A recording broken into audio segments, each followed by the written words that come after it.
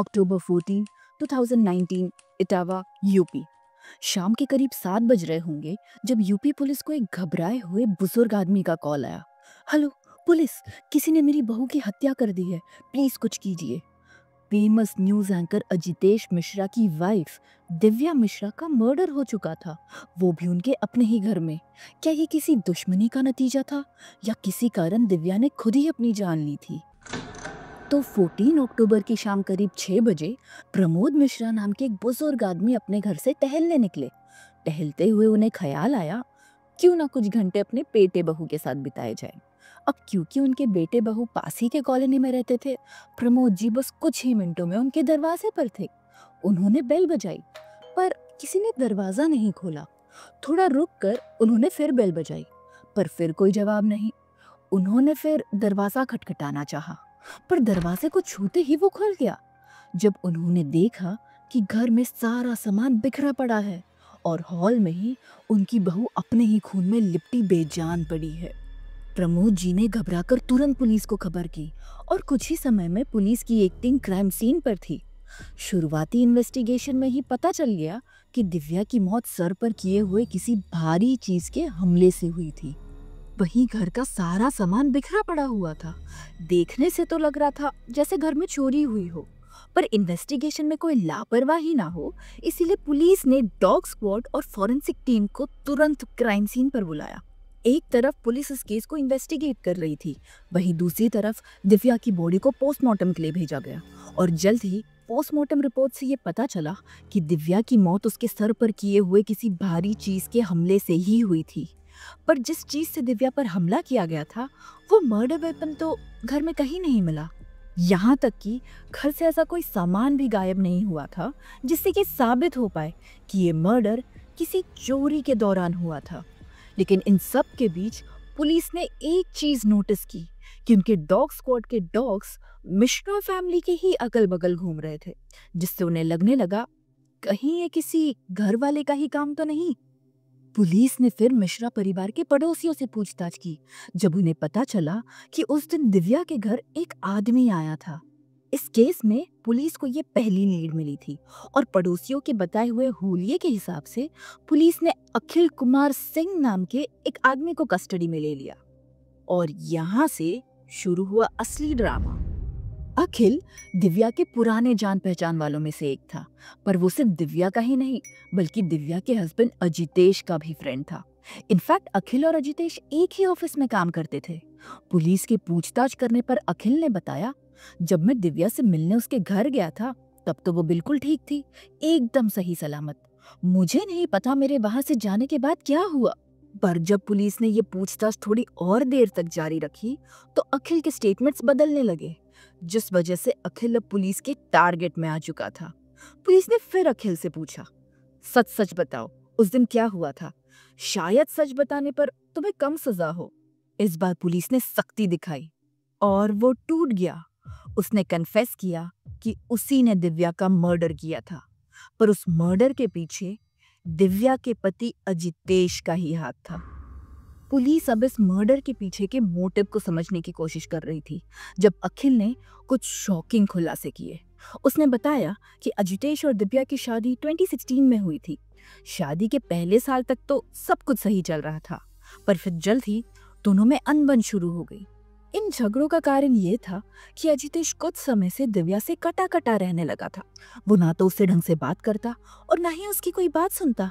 अपने पति के बदले हुए बर्ताव को लेकर दिव्या बहुत परेशान हो चुकी थी। वो उस बदलाव के पीछे के कारणों को समझने की कोशिश करने लगी। जब उसे पता चला कि आजकल उसके पति की नजदीकियां उसी के ऑफिस में काम कर रही किसी भावना आर्या नाम की लड़की से कुछ ज्यादा ही बढ़ चुकी थी। अजितेश का ये एक्स्ट्रा मैरिटल अफेयर उसके और दिव्या के बीच बढ़ती लड़ाइयों का कारण बन चुका था। जब एक दिन दिव्या ने अपने पति के फोन से भावना का नंबर लिया और उसे कॉल कर बहुत कुछ सुनाया। तुम्हें शर्म नहीं आती, एक शादीशुदा आदमी के साथ अफेयर कर रही हो? खबरदार, अगर आज के बाद मेरे पति के आसपास भी नजर आई तो तुम्हारे लिए अच्छा नहीं होगा। इतना बोलकर दिव्या ने फोन काट दिया। वही भावना ने अजितेश से दूर होने की जगह जाकर उससे दिव्या की शिकायत कर दी। अजितेश गुस्से से लाल हो चुका था। एक तरफ तो घर जाकर उसने फिर दिव्या को बहुत खरी खोटी सुनाई और दूसरी तरफ ऑफिस में वो भावना के साथ मिलकर दिव्या को रास्ते से हटाने की प्लानिंग करने लगा था। क्यों ना हम कुछ गुंडों को पैसे देकर दिव्या को मरवा दे, भावना ने सजेस्ट किया। नहीं नहीं, अगर किसी ने मुंह खोल दिया तो हम फंस सकते हैं, ये बहुत रिस्की है, अजितेश ने कहा। तो अब हम क्या करें, भावना ने पूछा। अगर कोई भरोसे वाला आदमी ये काम करे तो पकड़े जाने का खतरा कम होगा, अजितेश ने जवाब दिया। हे, हम इस काम में अखिल की मदद ले सकते हैं। वो तो तुम दोनों को जानता है और दिव्या उस पर शक भी नहीं करेगी और वो आसानी से ये काम कर पाएगा, भावना ने सुझाव दिया, जिस पर कुछ समय सोचने के बाद अजितेश मान गया। लेकिन अब इन्हें जल्द से जल्द अपने काम को अंजाम देना था, इसीलिए इन्होंने तुरंत जाकर अखिल को अपना प्लान बताया। तुम दोनों पागल हो चुके हो क्या? मैं किसी को नहीं मार सकता, अखिल ने गुस्से में कहा। भाई समझ, तू हमारी मदद कर रहा है। इस शादी में ना तो मैं खुश हूँ ना दिव्या, कम से कम कोई एक तो खुश हो, अजितेश ने कहा। अखिल चुपचाप उनकी बातें सुन रहा था। लेकिन तुम घबराओ मत, तुम पकड़े न जाओ, इसका हम पूरा ख्याल रखेंगे और इस काम के तुम्हें मुंह मांगी कीमत मिलेगी, भावना ने कहा। जिसके बाद लालच में आकर अखिल ने भी हाँ कर दी। तो प्लान के हिसाब से 14 अक्टूबर 2019 अखिल दिव्या से मिलने उसके घर पहुंचा। अब क्योंकि वो उसे पहले से जानती थी, दिव्या ने उसे घर के अंदर ले लिया। अखिल को चाय नाश्ता परोस दिव्या उसे अपनी शादी में चल रहे अनबन के बारे में बताने लगी। अखिल, तुम तो अजितेश के अच्छे दोस्त हो ना, तुम उससे बात करके देखो ना, शायद तुम्हारी बात उसे समझ आ जाए, दिव्या ने रिक्वेस्ट किया।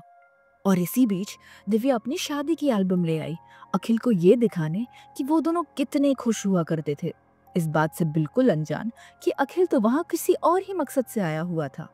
दिव्या अपने अतीत के ख्यालों में गुम अखिल को एक एक कर अपनी शादी की फोटोज दिखा रही थी, पर अखिल की नजरें तो घर में कुछ ऐसी चीज तलाश रही थी जिससे वो दिव्या पर हमला कर सके कि तभी उसकी नजर पीछे टेबल पर रखे हुए एक गुलदस्ते पर जाती है और मौका देख वो अपनी पूरी जोर लगाकर उसी गुलदस्ते से दिव्या के सर पर हमला कर देता है। अचानक हुए हमले की शौक में दिव्या जमीन पर गिर गई। वो समझ चुकी थी कि अखिल वहां उसे मारने आया था। दिव्या ने अपनी जान बचाने की बहुत कोशिश की, पर अखिल उस पर हावी हो चुका था। वो तब तक दिव्या के सर पर हमला करता रहा जब तक दिव्या ने दम नहीं तोड़ दिया, जिसके बाद वो पूरे घर को बिखेर वहां से भाग गया ताकि सबको ये लगे कि यह हादसा किसी चोरी के दौरान हुआ था। पुलिस ने अखिल, अजितेश और भावना के अगेंस्ट केस फाइल की और उन्हें अरेस्ट कर लिया, जहां कोर्ट ने अखिल और अजितेश को उम्र कैद की सजा सुनाई। वहीं भावना को 14 साल की जेल हुई और फिलहाल ये तीनों जेल में अपनी सजा काट रहे हैं। So guys, I'm Ashi and you were watching the Divya Mishra case. अगर आपको ये केस पसंद आया हो तो कमेंट करके ज़रूर बताइए, और अगर आपको ऐसे ही डार्क, ट्विस्टेड और ट्रू क्राइम केसेस सुनना पसंद है तो इस वीडियो को लाइक और चैनल को सब्सक्राइब करना मत भूलिए।